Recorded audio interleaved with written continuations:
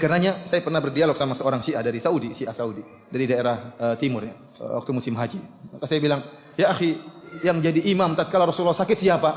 Kan Abu Bakar yang menjadi imam. Ini isyarat bahwasanya kalau Rasulullah SAW meninggal yang jadi imam Abu Bakar. Buktinya waktu Rasulullah SAW sakit, yang menjadi imam siapa? Abu Bakar. Dan tidak ada orang yang pernah menjadi imam selama hidupnya Nabi kecuali siapa? Abu Bakar radhiyallahu taala anhu. Apa jawab dia? Itu kan dalam buku-buku kamu, dalam buku kita yang jadi imam Ali. Nah, saya bilang ini nggak bisa nyambung kalau bikin caranya. Qurannya nggak nyambung, hadisnya juga nggak nyambung. Kata dia, saya sudah nggak usah. Saya tidak mau debat lagi karena nggak mungkin antum debat dengan orang seperti ini.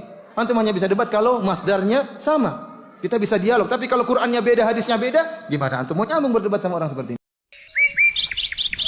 Di laut. Ayo.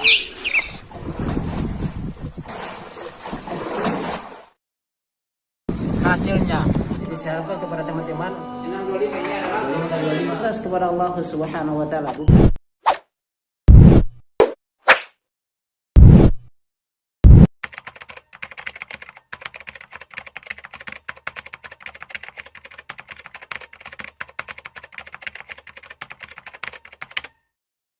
Bismillahirrahmanirrahim. Assalamualaikum warahmatullahi wabarakatuh. Sahabat Lampai Channel yang semoga dirahmati Allah Subhanahu wa taala.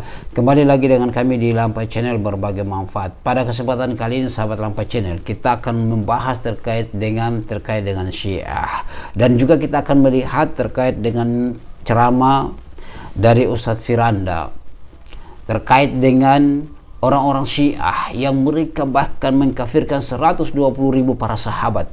Kemudian kita lihat kemarin dia baru-baru itu yang saya sudah buat videonya, ya, 2 versi saya buat videonya terkait dengan kunjungan Syiah ke NU. Yang lihat saja, ya, cari saja di Lampai Channel atau di deskripsi, yang mana di situ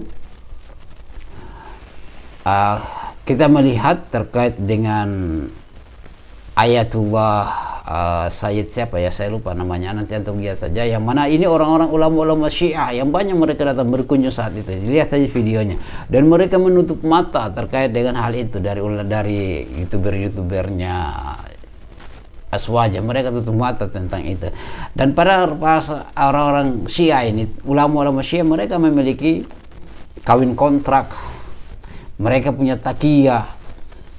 Dalam rangka takiyah ini yang mereka pakai senjata andalan mereka, yaitu untuk masuk berlindung dari sebuah organisasi, sehingga dengan itu ketika mereka sudah diterima dilindungi oleh organisasi satu dalam sebuah negara, mereka mulai datang dan melakukan satu pemberontakan ketika mereka sudah banyak. Lihat Suriah, lihat Yaman, ya, Pakistan pernah tapi gagal, ya, Turki gagal, ya, mereka gagal, ya, Saudi Arabia juga mereka membuat kerusakan di situ ketika haji, ya, mereka melawan arus, ya, berlawanan dengan jalur yang memang sudah ditentukan oleh kerajaan Saudi Arabia, sehingga banyak terjadinya korban seperti itu. Dan kita juga di Indonesia adalah terancam terkait dengan bahayanya Syiah.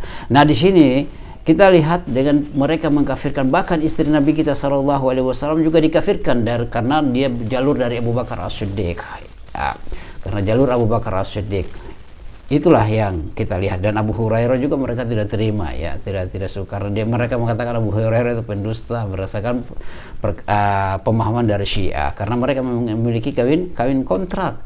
Loh, anaknya antum pasti antum tidak mau kalau dikasih dikontrak 1 jam, 2 jam, atau 1 malam, ya, kemudian gantian lagi. Makanya terkadang mereka mut'ah dengan anaknya sendiri, itulah bagaikan binatang saja, ya. Nah, bersamaan dengan itu mereka mengkafirkan para sahabat, hampir 120.000 para sahabat. Dan padahal agama kita ini itu dibangun di atas kemuliaan para sahabat. Bagaimana kita akan sampai terkait dengan agama ini, dengan apa yang dilakukan oleh Rasulullah SAW kalau bukan melalui perantaraan para sahabat yang mereka meriwayatkan hadis-hadis, perbuatan Rasulullah, amalan Rasulullah SAW, dan sampai kepada kita secara terang, ya, terkait dengan apa yang Rasulullah SAW lakukan.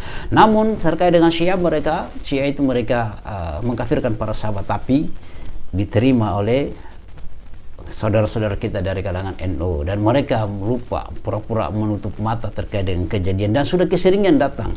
Nah, kita akan mendengarkan bagaimana Ustadz Firanda menjelaskan terkait dengan Syiah dan para sahabat yang tentunya orang-orang Syiah mengkafirkan terkait dengan sahabat kita. Ayo kita sama-sama mendengarkan. Ikhwani fillah azani Allah wa iyyakum. Kita ketahui bahwasanya agama kita, agama Islam dibangun di atas kemuliaan para sahabat. Kenapa? Karena agama kita dibangun di atas Al-Qur'an dan sunnah Nabi sallallahu alaihi wasallam. Dan bagaimana Al-Qur'an dan sunnah bisa sampai kepada kita melalui jalannya siapa? Jalan para sahabat. Dan kita punya riwayat yang mutawatir. Bagaimana sampai Al-Qur'an kepada kita? Secara mutawatir sampai kepada kita. Sedangkan akidah orang Syiah dibangun di atas kekafirannya orang para sahabat. Jadi bertolak belakang, enggak mungkin nyambung. Akidah kita, agama kita dibangun di atas kemuliaan para sahabat karena para sahabat yang meriwayatkan Al-Qur'an dan sunnah. Kalau seandainya para sahabat kafir berarti Al-Qur'an dan sunnah tidak beres. Berarti selama ini yang meriwayatkan Al-Qur'an dan sunnah adalah orang-orang kafir. Sehingga kita mengatakan para sahabat mulia karena agama kita dibangun di atas keutamaan para sahabat. Orang Syiah sebaliknya, agama mereka dibangun di atas kekafiran para sahabat. Kenapa? Karena agama mereka dibangun di atas pengimaman Ali bin Abi Thalib lebih daripada Abu Bakar dan Umar. Mereka mengatakan dalam hadis Ghadir Khum, tatkala Rasulullah sallallahu alaihi wasallam pulang dari Haji Wada, sampailah Nabi sallallahu alaihi wasallam ke suatu mata air yang namanya Khum, daerah Khum antara Mekah dan Madinah. Kemudian tatkala itu yang berhaji bersama Nabi berapa orang? Sekitar 120.000 orang sahabat. Kemudian Rasulullah mengumpulkan para sahabat, kemudian Rasulullah SAW memberi wasiat. Kata mereka orang Syiah, Rasulullah memberi wasiat bahwasanya ketahuilah setelah saya meninggal dunia yang menjadi imam adalah Ali bin Abi Thalib. Ini Rasulullah SAW kabarkan di hadapan berapa sahabat? 1.200 orang, 120.000 orang sahabat. Sehingga tatkala Rasulullah SAW meninggal, para sahabat mengangkat Abu Bakar menjadi imam, berarti mereka semua telah kufur kepada wasiat Nabi, mereka kafir semuanya. Ini sebab kenapa para sahabat dikafirkan. Karena mereka mengingkari wasiat Nabi yang menyuruh agar Ali bin Abi Thalib menjadi imam. Dan inilah berita dusta, jelas-jelas dusta, kebohongan besar-besaran. Antum tahu kisah tatkala Rasulullah SAW meninggal dunia, para sahabat sempat khilaf di antara kaum Muhajirin dan kaum Ansar. Bukankah seharusnya Ali muncul? Wahai diam-diam, kan kalian masih ingat Nabi bilang saya jadi imam? Masa kalian tidak ingat? Sama sekali Ali tidak ngomong. Dan tidak ada Miqdad bin Aswad, Ammar bin Yasir yang mereka tidak kafirkan. Miqdad bin Aswad, Ammar bin Yasir, kemudian Abu Dzar sama sekali tidak mengatakan wahai para sahabat Muhajirin Ansar kenapa kalian ikhtilaf? Bukankah kalian masih ingat Rasulullah menyatakan jadi imam adalah Ali bin Abi Thalib? Ini tidak pernah terjadi sama sekali. Yang ini menunjukkan bahwasanya wasiat tersebut adalah kedustaan, tidak ada. Kalau seandainya di wasiat tersebut Ali akan maju. Minimal dia menegakkan hujah, tidak perlu dia takut. Kenapa dia takut? Minimal dia mengatakan, saya Ali bin Abi Thalib, kalian 120.000 orang telah mendengar bahwasanya kalau Rasulullah meninggal, saya yang jadi imam. Namun ini berita dusta. Justru begitu banyak dalil yang menunjukkan bahwasanya yang menjadi khalifah setelah Nabi adalah Abu Bakar radhiyallahu taala anhu. Oleh karenanya, saya pernah berdialog sama seorang Syiah dari Saudi, Syiah Saudi, dari daerah timur ya, waktu musim haji. Maka saya bilang, ya akhi, yang jadi imam tatkala Rasulullah sakit siapa? Kan Abu Bakar yang menjadi imam. Ini isyarat bahwasanya kalau Rasulullah SAW meninggal yang jadi imam Abu Bakar. Buktinya waktu Rasulullah SAW sakit yang menjadi imam siapa? Abu Bakar. Dan tidak ada orang yang pernah menjadi imam selama hidupnya Nabi kecuali siapa? Abu Bakar radhiyallahu taala.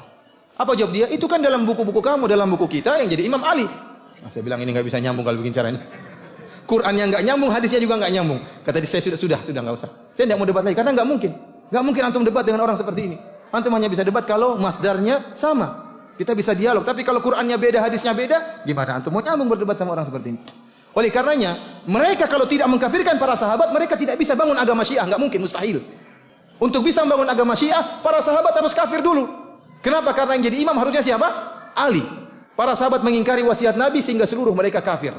Oleh karenanya bagaimana kita bisa bersatu antara Syiah dengan Ahlus Sunnah? Mustahil. Ahlus Sunnah membangun agamanya di atas keadilan dan amanahnya para sahabat. Orang Syiah membangun agama mereka di atas kekafiran para sahabat. Gak mungkin nyambung, mustahil. Oleh karenanya agama Syiah ini sangat didukung oleh orang-orang liberal. Orang liberal, orang-orang kafir. Ya, orang kaya seperti penerbit Mizan. Mizan itu menerbitkan buku liberal sama buku-buku apa? Syiah. Orang-orang kafir senang karena liberal didukung oleh orang-orang kafir. Mereka ingin menimbulkan kerusakan di negara Indonesia dengan menyebarkan paham liberal.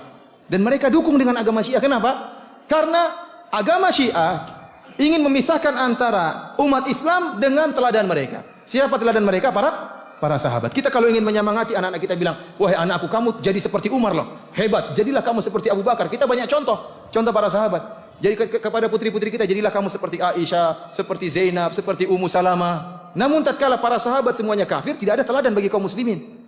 Seperti anak ayam kehilangan induknya. Siapa yang mau mereka tiru? Para sahabat semua kafir. Generasi terbaik umat ini dikafirkan oleh orang-orang Syiah. Dan ini yang diinginkan oleh orang kafir. Untuk supaya para kaum muslimin tidak punya kejayaan. Kalau kaum muslimin ingat dengan kejayaan para sahabat, mereka akan rindu dengan kejayaan tersebut. Mereka punya semangat berjuang. Mereka punya semangat untuk kembali lagi kepada kejayaan. Kenapa?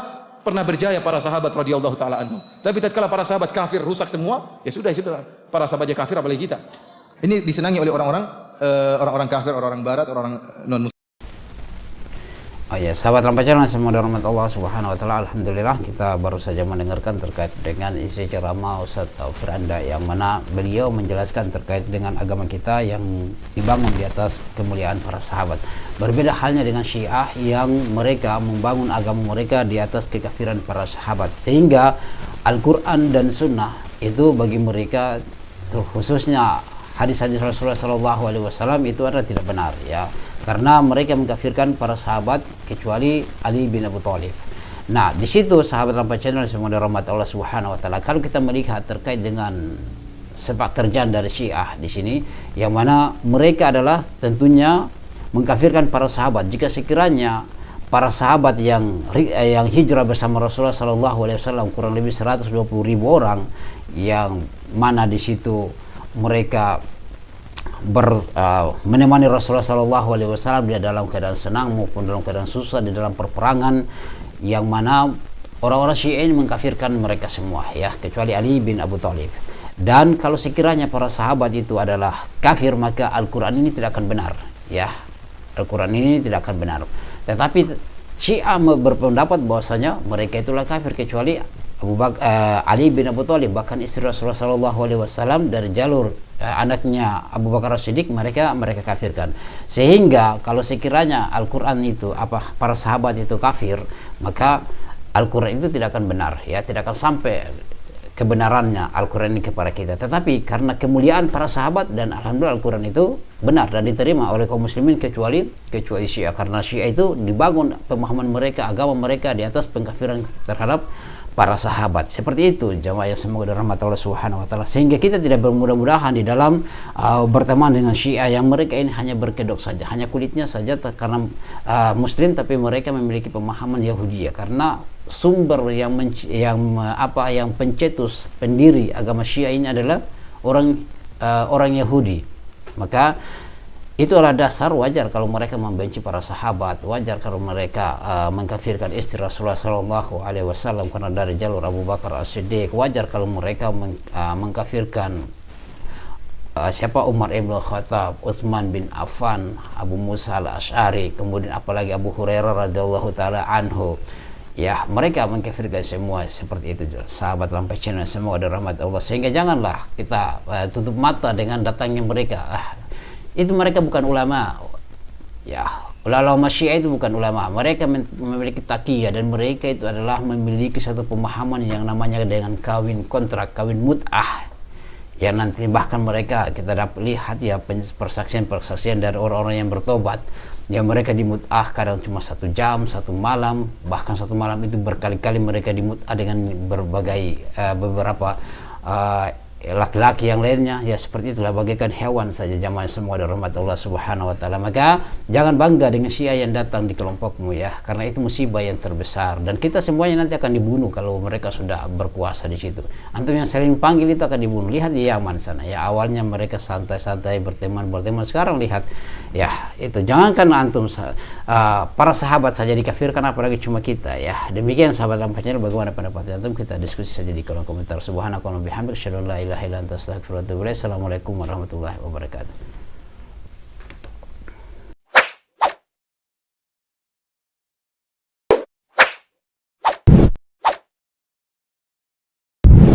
الحمد لله رب العالمين